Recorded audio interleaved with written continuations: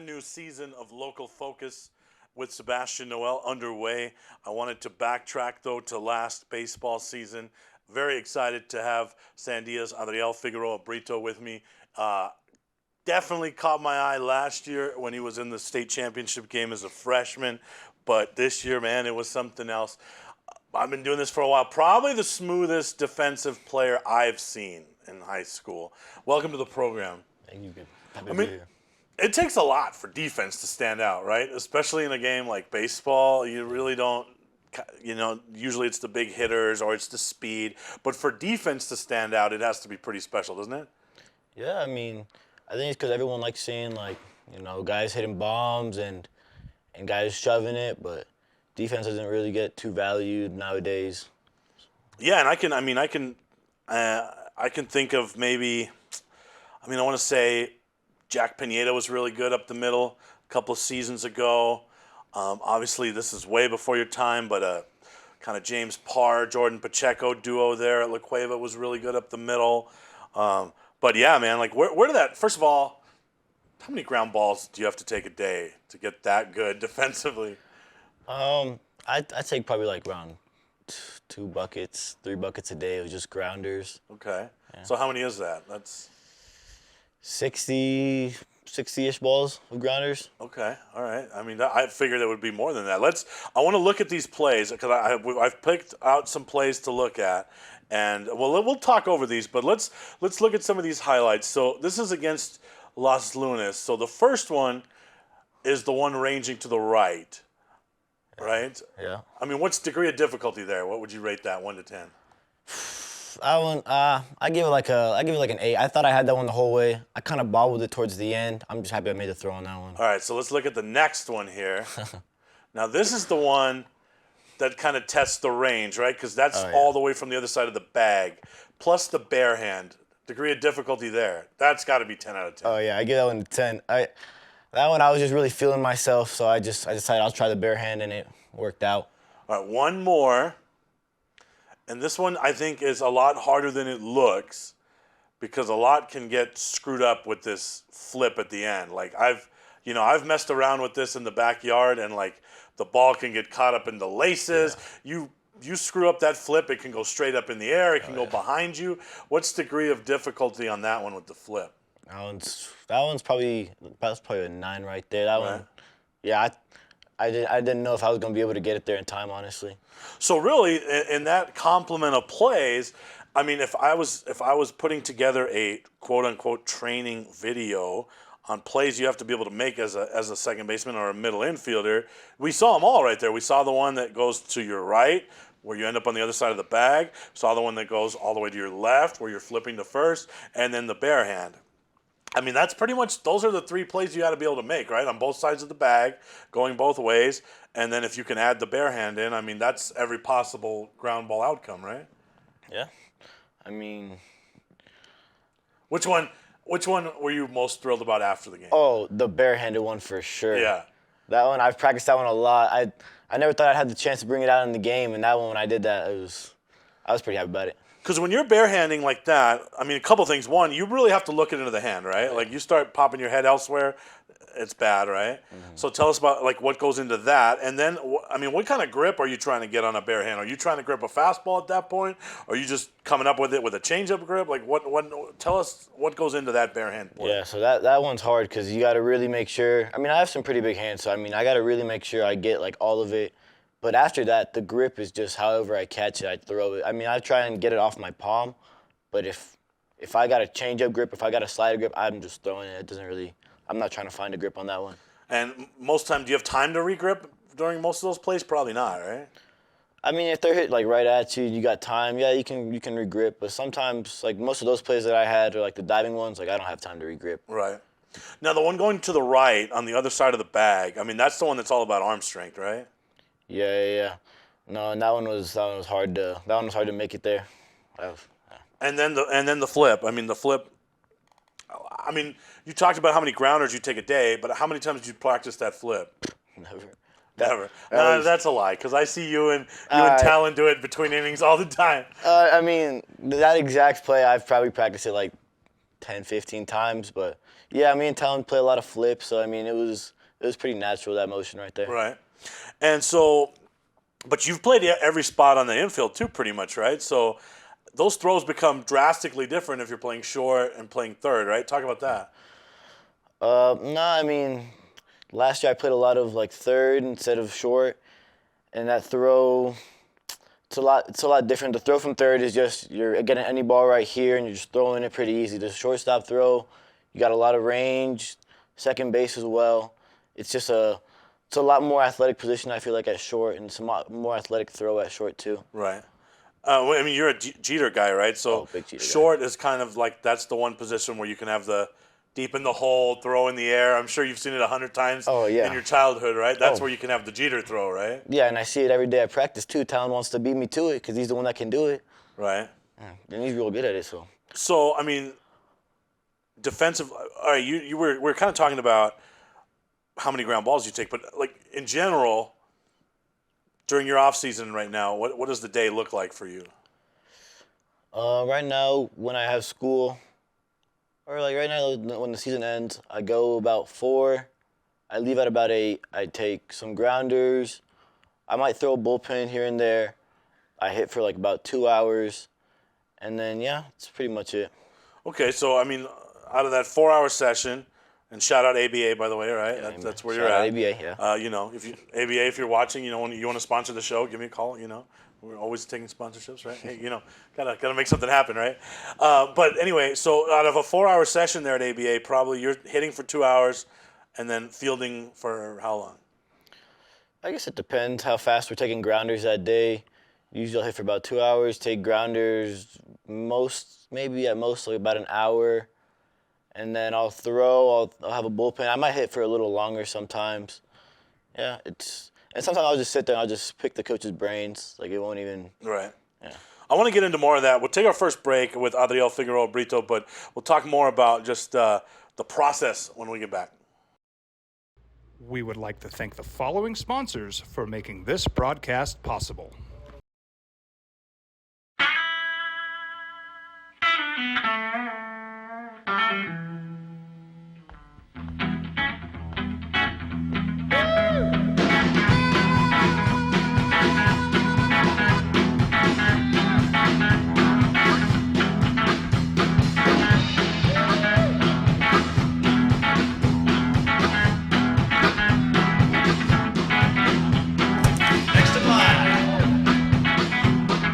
Rudy's is a proud supporter of Proview Networks. Dream style roofing tops them all. When your roof's worn out and needs to be replaced, we're gonna do it right, put a smile on your face. There at home, things are looking up when you get your roof done by someone you can trust. Dream Style, a company name that's been around forever. No one does it better. You need a new roof, you know who to call. Dream Style Roofing tops them all. Sometimes it's the small things that make life easier, like never worrying about being declined at an ATM when only cash will do. With You're Covered from US Eagle, we'll cover you, even if the money's not there. That's a good feeling. And we do it with no extra fees or penalties. It's called trust, and we think that's important, especially if we're asking you to trust us.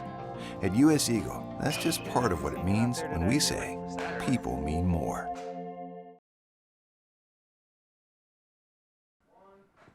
All right, back with Sandia's Adriel, Figueroa, Brito. We were talking about just the work you put in.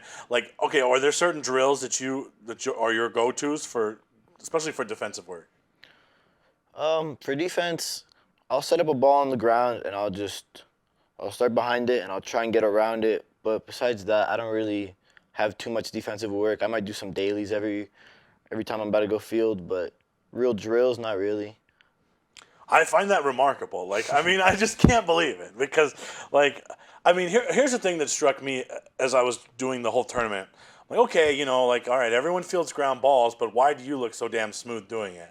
Like, there's got to be some drills that just make it look easier, better, and smoother? Or is that just a natural thing? It's always been your way? No, you know, I've always had coaches say that I got the little Latin blood in me, and I think that could be it. that might be it right there. I just try and make it all look a little smooth. I got Talon there; he makes everything look smooth. Right. So I gotta try and compete with him a little bit. Are you guys, without a doubt, the most swagged out middle of the infield in the state? Yep, no doubt, 100%. Like, so tell me about that partnership there, right? Because I mean, they all great teams. Kind of their cornerstones up the middle, right? Like if you got a good center fielder, you're good up the middle in the infield. There's a good chance you're going to be a good team, right? So talk about that. I mean, you guys seem like you vibe really well. Oh yeah, I've known Talon since we were 6 or 7. We've been playing ball together forever, and we don't really have the chance to play on the same team too much now because you know he's a year older than me. But in high school ball, we still have that same chemistry that we have since we've been like 7. So yeah, it's always fun playing with Talon. How competitive does it get with Talon? Oh, Yeah. yeah. You seem like a super competitive dude. Oh, yeah. It gets competitive. We won't even say it's competitive, but, I mean, we both deep down know, like, it's always competitive. Like, he'll do something, he'll go between the legs or something, throw it to first. Then I got to go between the legs or I got to kick some ball up to myself. It's always a little competition with me and Talon. Who's a better hitter?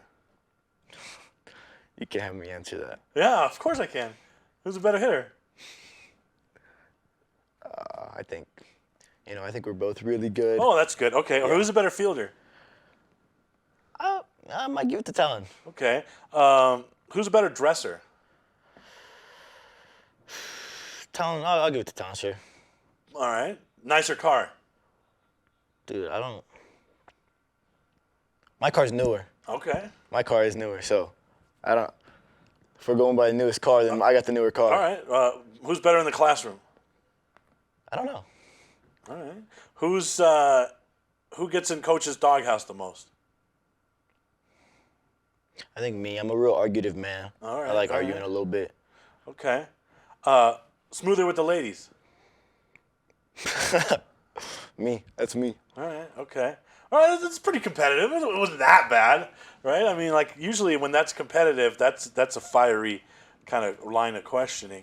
Chemistry-wise, it seems like you guys are really in a good place this year. Talk about that. Yeah, I mean, we've had this group now for 2-3 years. Me, not as long. Me, just 2 years. But I've still known most of these guys. They played with my brother. So, and like we have a lot of team dinners and team bonding activities. So we really get to know one another in there. And how was that as a team? I mean, you talk about it. I mean, for those of you who don't know, Adriel was a sophomore this year, right? Which is that's even more ridiculous. Let's not talk about that. But so how was that? Like you're coming in last year as in a group that's already kind of established. They have their expectations, and here comes this stud freshman into the program. I mean, how was that? How hard of an adjustment was it for you? What was that like? No, that was crazy because at the time Talon didn't get injured, so I thought I was playing on the freshman team because all the freshmen were playing on the freshman team. And then going into that La Cueva game, Chris sends out an email and he says out the rosters, and he's like, "You're playing today." And I've never felt so nervous in my life to play a game. But I mean, we had a good group of guys last year, and it was pretty easy to get comfortable with them. Man, so you hear you're starting against La Cueva, like that's got to be like of all the games, like that's the rivalry, right? Like what's going through your mind the night before and the morning of when you wake up? I didn't even know I was playing in that game till 12 o'clock when Chris sent out an email saying that I'm playing. I had an idea because Talon got injured, but I had no clue.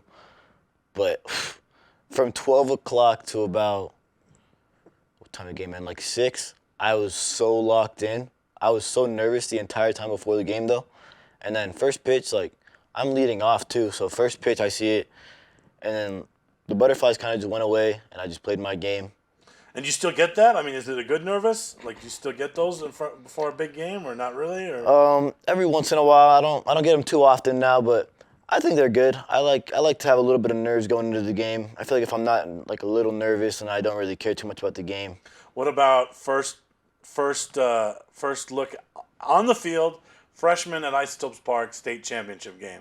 Like, did you take some inventory there and kind of look around? Oh my! When we were talking about it, I ran out to center field and I just sat on that hill, and I just looked around the entire park and I just like soaked it all in, soaked in the moment. I mean, it was just crazy to get there. Like no one really expected us to get that far. Right. Because, I mean, I kind of do the same thing when we're broadcasting a game there. You get there 2 hours before the game.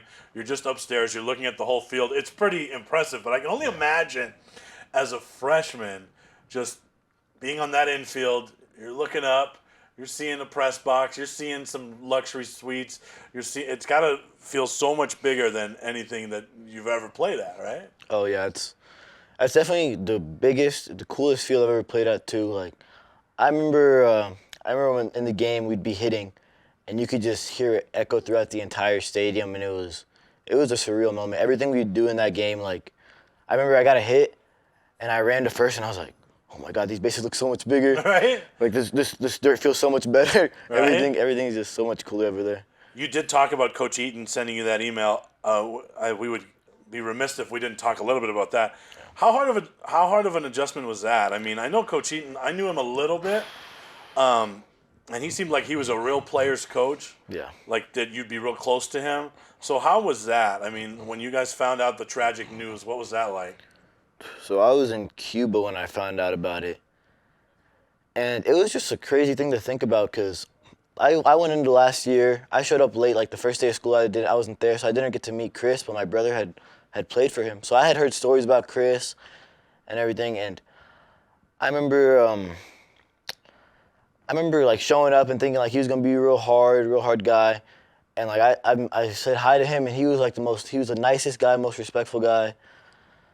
And honestly, like, we were at his like celebration of life, and the way to describe him was like, or someone was like, he believed in me when I didn't even believe in myself. Right.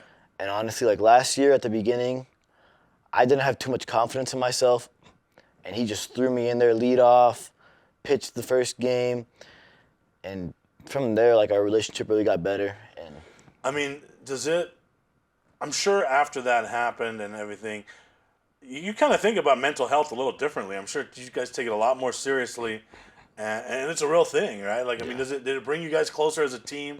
Did you guys have that discussion like, hey, man, if anyone needs to talk to anybody, did it bring you guys together more as a family? Let's talk about that. yeah, I mean, well, like a month or like the first couple months after his passing, we had counselors there. So we all got in a big room for like 2 hours, and we just started talking about how we felt, and it was like a little safe space. And yeah, I mean, baseball, we couldn't really play like baseball like the same. Like we had just lost one of our favorite coaches. Right. So we played like dumb games to get us off, like to get our head off of it. Like we played some game called Mexican baseball where you hit the ball, you got to run to third and run up this way. If you run to first, you're out. Like dumb games to get our head off of it. Okay. All right. I want to take another break here. When we get back with Adriel, top 5 list. Top 5 things you don't know about Adriel Figueroa Brito, and he's just a sophomore. So what's next for this young phenom when we get back? We would like to thank the following sponsors for making this broadcast possible. Well, I'm going to the frontier, walking to the cashier, order up a root beer and a number 1. Cover it with green stuff, 1 scoop is not enough. Find a booth is real tough, back by the Duke. Meet my family, meet my friends in the quirkiest restaurant I have ever been. All of Albuquerque's favorite spot, it's the Frontier Restaurant. Don't sacrifice quality and flavor when you're in a hurry. Golden Pride offers ribs, fried chicken, green and red chili breakfast burritos, and Frontier Cinnabons. 4 great locations, or visit us online at goldenpride@abq.com. Golden Pride Barbecue Chicken and Ribs, proud supporter of Proview Sports Network.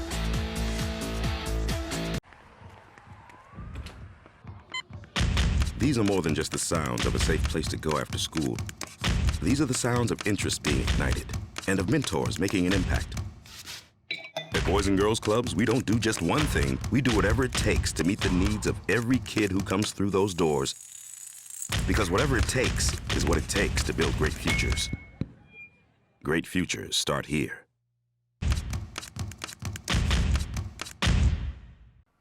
All right, back with Sandia's Adriel Figueroa Brito. All right, we've been doing this top 5 list. Top 5 things that you, the audience, maybe does not know about this man. Number 5. I I have a little interest in gardening. Gardening, okay. Tell me more about that. Me and my brother, my mom, my dad, we've been not too much, but we've been planting like some tomatoes. My mom's always been a big gardener, so I'm kind of getting into it a little bit. Okay. Like, does it calm you down, or like, what drew you to it? I don't know. I guess just seeing the growth of it, honestly, Okay, just seeing all the right. progress. All right. That's a good one. Definitely would not have guessed that. Number 4. I like going thrifting.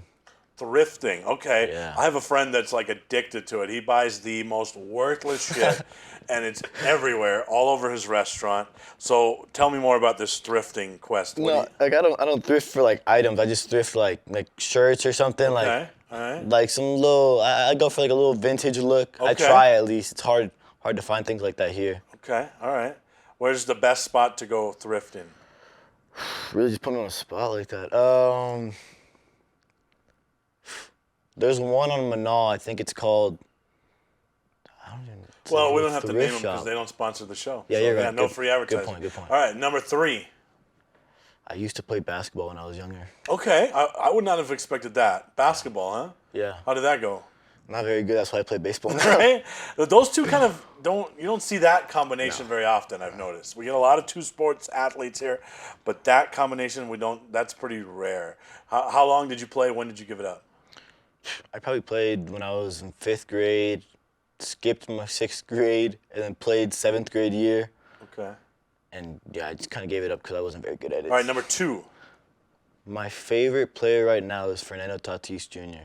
Okay, all right. Well, I could see that. What draws you to Fernando Tatis? I just like the energy he brings. I don't like the swagger he brings to the game. I just find it like it helps the game. I feel like, and like the bat flips and everything. I find it a lot of fun. I feel like you could have all the same things in Ronald Acuna, but without the cheating.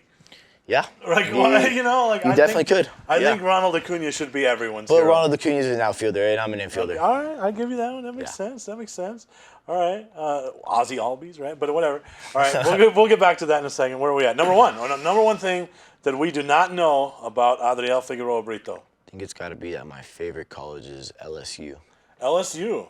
Is that like the dream school or what? Or just? You know, I think right now, yeah, I think it'd be the dream school. If some other college wants to offer me, then go ahead. Right, yeah. We're not turning anyone away. No, yeah, but I yeah. mean, is that kind of, you're talking about a rich baseball history there, right? And you got to play against someone that's heading to LSU too, right? Mm-hmm. How was that? That was cool. I mean, you don't really see talent like that over here in New Mexico, so seeing someone like Monster is real. He's a real good player, and he knows how to play, and he keeps his head down a lot when he plays too. Right. And as a young man, as a sophomore this year, like, did you kind of pick his brain a little bit, or did you, maybe exchange contact info? It's something because that's obviously someone that you could talk to about the recruiting process or any of that, right? I did get the follow on the gram, but I haven't. Okay. I haven't asked him. I haven't texted him or anything. But we talked a little bit at the game. It was mainly about his drip, though. He was looking pretty. He's pretty. He looking he's pretty dripped good. out, Yeah. huh? Yep. He had the little Jordan cleats, some little pearl necklaces. I don't even know. Did you get any? Yeah. Did you watch that and say I got to add some of this? Oh to yeah, my repertoire? I already bought the pearl necklace. I already mine. Perfect. Not pearls. They're like little beads, but yeah, I already got it. Yeah, because he was pretty dripped out, huh? Yeah. Like, and I thought you and Talon have some swag, but when I saw him at the tournament, I was like, okay, Yeah. all right. And I could see where because you got a little bit of the chain going, but not like super, yeah. like not like. So you're need a saying big Cuban, next year we're gonna see Like 3 Cubans. some more drip. All right, you. So let's talk about that a little bit. Your parents are of Cuban descent, right? Yeah. So tell me about that. Well, my parents were born in the Providence Matanzas. My mom and dad met when they were, I don't know, I think my dad was my mom's doctor. And that's something I'm real proud of. I'm real proud of being someone with Cuban descent. I have a glove that has like a Cuban flag on it and everything. I've got like a little Cuban flag in my room. It's just, I'm really proud of it. So I mean, was it pretty much? It was going to happen. You were going to play baseball, yeah. right? If your parents are Cuban, Yeah. you're going to play baseball, right? I mean, yeah. so how young did that start? Dude, I was probably 3 years old when I started swinging a bat. That's when I started seeing my brother play baseball. All right. And that's what really intrigued me. And then, like I said, I guess I just have some some Cuban blood in me, and it just really propelled me to, or it really made me want to keep playing baseball. Because it really is like a religion there, right? You get to Cuba, you get to the Dominican Republic. It's like it's what every young man's expected to do. It's I think it's what soccer is to maybe like. So I'm German. I'm of German descent, and when the national team plays in the World Cup, like everything shuts down in Germany. So I think that's what baseball's like in the Dominican and in Cuba and places like that, right? I mean, it's just the sport. Oh yeah, and like over there, like you kind of have to be good at a sport. It's the only way out. So most people choose baseball, and they're really good at it, and. So did you get the World Baseball Classic bug, right? Because that hit hard this year for a lot of people. Oh yeah, for sure. I was in front of my TV every game, or like the games that I could be at. I was in front of my TV yelling at it, really yelling whenever Cuba wanted to get smoked by USA. That's when I was yelling the most.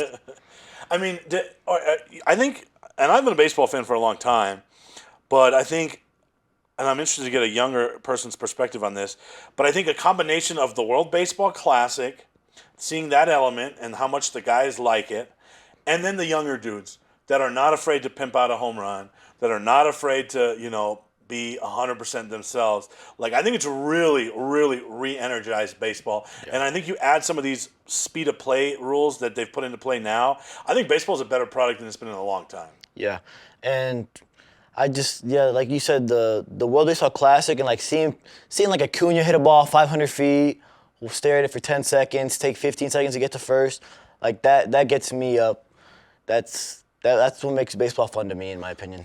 Yeah, I mean, and don't get me wrong. Like I'm okay with the pitcher hitting him, but like just get over it after. Like I like all of that in the game, right? And like the truth is, like for baseball to continue to thrive, it needs to touch its younger audience. And I felt like it wasn't doing that. But now, like you turn on baseball now, I feel like it's a renaissance right now. I think we could be at the renaissance of baseball. I mean, what do you think? Yeah, I think it's really improving.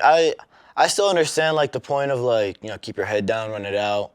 Like if you're up by a lot or something, like there's no real point in it. But I feel like that's what the game needs. Like you need people to make the game fun to watch. And like if a guy wants to bat flip a ball or hit a ball 400 feet and bat flip it, so what? Just strike him out next time, and then you can celebrate it. Right. What the game needs more of is guys like this. Adriel, Figueroa, Brito, thank you, man, for coming in. I really appreciate it. Thank you for watching, everybody, and good night.